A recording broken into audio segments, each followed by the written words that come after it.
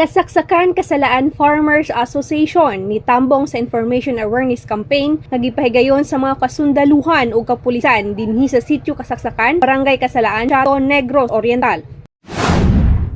64 ka mga individual gikan sa Kasaksakan Kasalaan Farmers Association ang nitambong sa Information Awareness Campaign og misaad sa ilang pagsalig og suporta sa gobyerno. Nahimong posible ang kalihukan pinaagi sa hiniusang paningkamot sa 11th Infantry Lapu-Lapu Battalion, Shaton Municipal Police Station, 63rd Special Action Company, 6th Special Battalion sa Philippine National Police ug mga opisyalis sa barangay.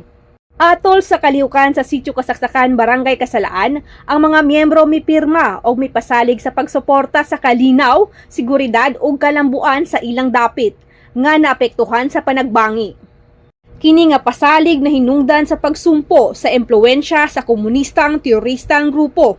Ang Information Awareness Campaign nagtutok sa pag-edukar sa mga miyembro, bahin sa insurhensya, mga paningkamot sa paglusot sa Communist Terrorist Group, mga programa o proyekto sa Negros Oriental Task Force LCAC, ang Anti-Terrorism Act of 2020, violence against women and their children, ingon man ang ilegal nga droga o kriminal nga kalihukan.